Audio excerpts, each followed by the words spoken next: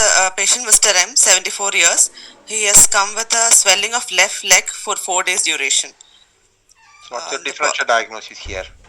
It is a unilateral swelling of 4 days duration. So first possibility one is cellulitis. So I would like to rule out cellulitis. Then lymphedema is another possibility. DVT is another possibility. So the questions I would like to ask is history of fever and pain in favor of cellulitis, history of pain and any history of immobilization and comorbidities for DVT. That's all, sir. Is there any possibility it is related to joint disease? Yes, sir. As a part of any inflammatory arthritis, patient can have a swelling of that limb. Depends on the site of the swelling and the extent of the swelling. Can be more specific?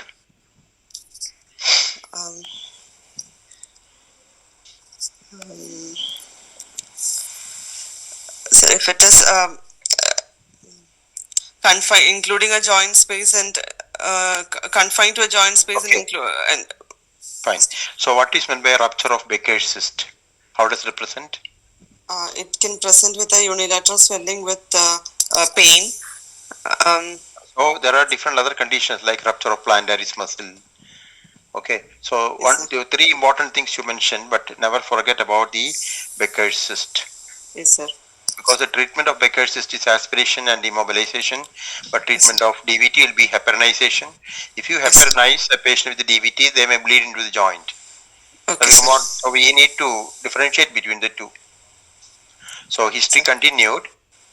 So the patient was apparently well. He had noted a swelling in the morning with pain and difficulty to walk and stiffness of left leg. There is no history of fever, trauma or infection. Review systems are also normal. He is an ex-smoker for 40 years. Past family and personal history is normal. So would you like to narrow down your differential diagnosis now? Yes, sir. So in this case, cellulitis is ruled out because he has no fever and there was no trauma also, and there is pain and difficulty to walk, and it is an acute swelling. It was he had noticed it in the morning, so this could as well be DVT at this point. Okay. On examination, these are the findings we had. What are things you want to look for? In a case of DVT, what are things that's coming to your mind? And what are things you want to specifically highlight or look for? In DVT, I would like to see whether there is calf muscle tenderness. I would like to ensure that there is peripheral pulsations are palpable. Then whether the limb is warm. Tell me 2 reliable physical findings of DVT. There are ever so many findings, reliable things. The cold limb, sir. Any other thing? The tense and shiny skin. Then Homan's sign is there. But that 2 reliable signs are, one is a limb will be warm, and if you expose under a fan or take off the clothes, still it continue to be warm. So delayed cooling is point number 1, reliable sign. Number 2 reliable sign is a calf swelling more than 3 centimeter compared to the corresponding point on the opposite side. These are the 2 reliable signs, but there are many other signs. Can you tell few other signs? Homan's sign. That is dangerous because it may dislodge the embolism and it is no specificity. Yes, sir. Accentuation of veins or venous pattern of the limb is one sign, and Hunter's canal tenderness is another finding, which may also be seen. So vitals are all normal. Yes. On examination, the left leg is swollen below knee. It is warm, tender and hard. No venous engorgement. No local lymph node enlargement. Diagnosis. So this is again in favor of DVT because there is warmth and tenderness, and it is hard. And since there is no lymph node enlargement, again rule out cellulitis. Lymphedema is also ruled out. So what is your narrowing it down to DVT? Investigations you want to do? I would like to do a deep vessel Doppler. What vessel? Deep vein Doppler study. Venous Doppler. Yes, sir. Venous Doppler. So venous Doppler is done. What are the venous Doppler signs of DVT? Doppler signs of DVT. Um, Five signs are commonly described by the sonologist. Non-compressible venous segment. Yes, sir. Loss of phasic flow in Valsalva maneuver. Yes, sir. Then abnormal color flow if completely occluded. Absent color flow. Okay. Okay, sir. And lack of flow augmentation with calf squeezing Okay, and sir. increased flow through the other superficial veins. Yeah. So these are 5 signs you commonly look for. Okay, Okay. sir. Okay, sir. What treatment you offer them? Sir, patient has to be anticoagulated. So for initially based on the risk, if in a selection of agent, usually low molecular weight heparin is given. Then after that, based on the risk, we might have to continue it for a long time, based on the other comorbidities and if it is a unprovoked event.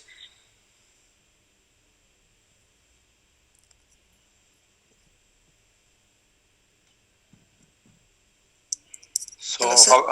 how do you prevent the DVT? Sir, anticoagulation is to be done so that further thrombosis does not occur and embolism is also prevented. Commonly you stop the pills before 6 weeks preoperatively, and soon after pelvic surgery and so on try to mobilize early. And pelvic surgery and major surgery, hip and immobilization problems, you start with low molecular weight heparin and of course you can try physical maneuvers like intermittent pneumatic pressure over the cuff. Okay, how do you measure cuff when you diagnose DVT? So At what point? Of so from the medial malleolus up above from the medial malleolus 10 centimeters. From tibial tuberosity, 10 10 centimeters downwards and 15 centimeters above. Okay. So, what are the indications to work up for thrombophilia? Do you think thrombophilia is possible in this case? Yes, sir. The thrombophilia occurring at this age? Elderly, it is usually elderly, unlikely, sir. And that's right. So, so indication for workup of thrombophilia? Sir, any hereditary, if there is a family history or if the unprovoked DVT, recurrent abortions. Okay. So, when you find very young person, less than 50 years, then you have to think something is wrong. Thrombophilia. Strong family history. Yes, you correctly said. Yes. And clot in unusual situations. Can you tell some unusual veins, unusual venous thrombosis, unusual sites?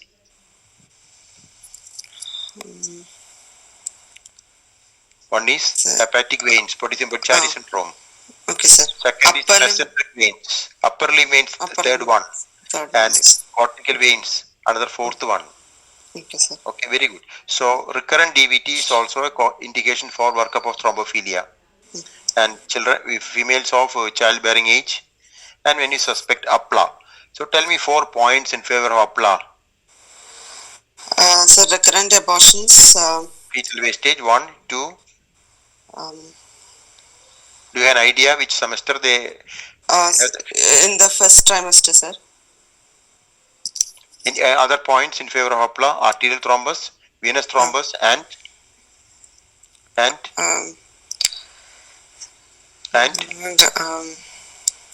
thrombocytopenia. What are the common risk factors for DVT? History of prolonged immobilization, history of malignancy. Immobilization for how long? For 3 weeks, sir. 3 days. Post-operatively 3 days. 3 days. Okay. Yes. A recent surgery for the last 4 weeks. 3 weeks. 3 weeks. Okay. Presence of malignancy. Which is active, not worn out. Malignancy. Okay. Sir, a past history of DVT is also a risk factor. Yes. When you find pitting edema, when you find there's a tenderness along the deep vein system, Hunter's canal. Yes, sir. Okay. So when you find very superficial collateral veins are very engorged, again they find there's a problem. So, okay, then we go further.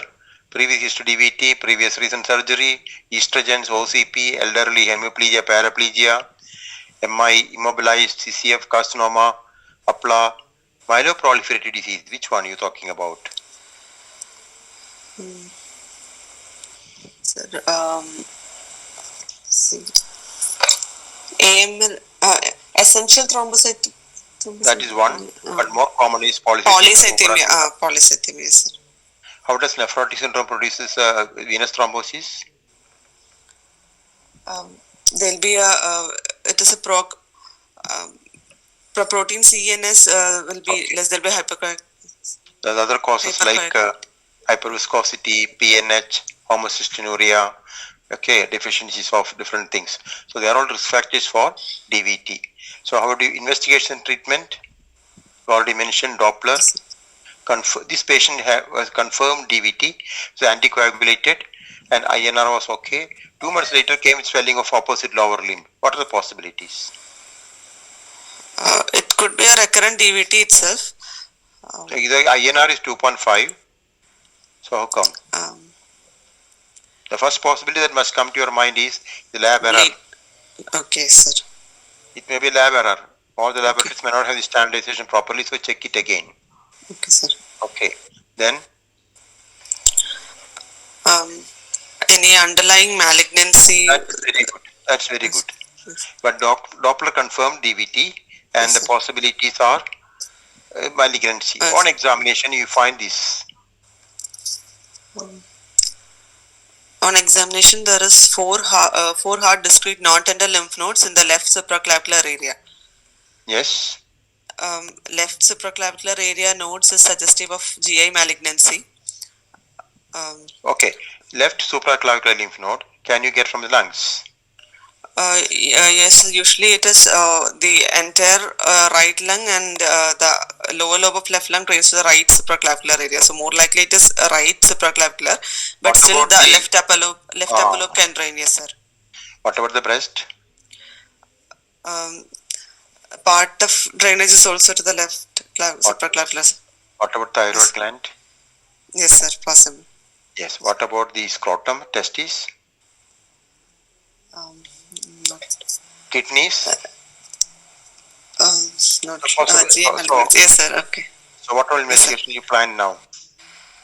So this is now like an unknown primary, sir. So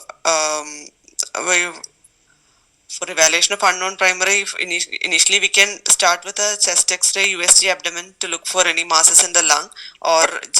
But you have gotten lymph nodes. You have not confirmed this malignancy.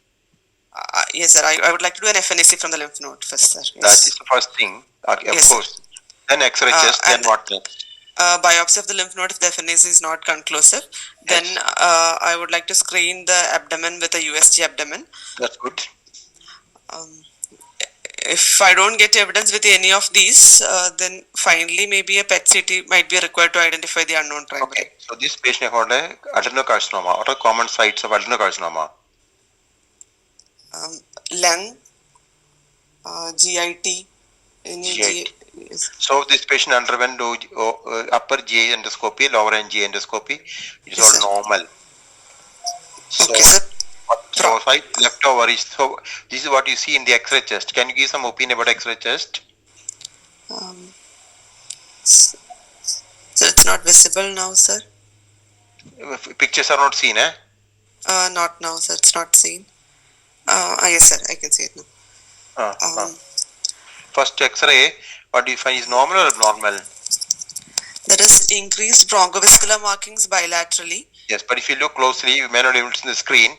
You can see some dots in a linear fashion, moving away from the hilum. So this is what's called as lymphangitis carcinomatosis. Okay, sir. So what is meant by lymphangitis carcinomatosis? Sir, it's lymphangitis means inflammation of the lymphatics. So the spread of the malignancy through lymphatics induces a inflammation. and that's called as lymphangitis carcinomatosis. So what are the common sources for lymphangitis carcinomatosis? From adenocarcinomas, usually it can occur from stomach, lung, head and neck tumors. Adenocarcinoma from which part of the head? So adenocarcinoma come from breast. Breast, prostate. And if this is a male patient, so lung, pancreas and stomach, three others. So these are common sites. It can be from anywhere. So we have made a treatment. So how will you treat this patient now? So this patient has a primary adenocarcinoma of unknown primary origin with lymphatic spread. So immunohistochemistry, I would like to see the immunohistochemistry, sir. Okay, tell me something about the Wells criteria. Wells criteria is for confirming. Wells criteria for DVT. Yes, sir. For confirming likeliness of pulmonary embolism and DVT. It is a scoring criteria which gives 3 scores for unilateral lymphedema with unilateral tenderness, and a history of malignancy, history of recent travel, history of recent surgery, and history of immobilization is given 1.5 points each. So once you add up these, if it is less than 4, possibility of pulmonary embolism is unlikely, and if it is more than 4, it is a likely possibility. So that you are talking about Wells criteria for pulmonary embolism. I am asking you Wells criteria for DVT. Sorry, sir. So active disease of carcinoma 1 point, bedbound for more than 3 days 1 point, surgery within 3 weeks is 1 point, cough difference more than 3 centimeters 1 point, very prominent collateral superficial vessels 1 point. Okay. Yes, extensive leg swelling 1 point, tenderness along the deep veins 1 point, pitting edema 1 point. All put together, you calculate and tell what's the criteria. What is the Has blood score? Sir, Has blood score is H for hypertension, then abnormal renal or liver function, stroke, bleeding, labile INR, and elderly age of more than 65, and patient on drugs or ethanol. All these are given 1 point each. So what is high risk? What's high risk? So high risk is more than 3. More than 3. More than 3.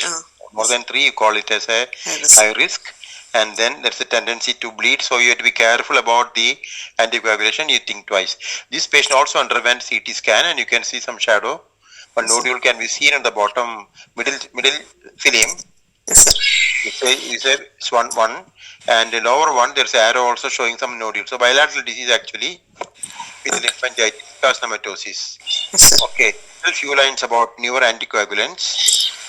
Sir, newer anticoagulants are one type is direct thrombin inhibitors, then factor 10A direct thrombin inhibitors like dabigatran, then factor 10A inhibitors like rivaroxaban.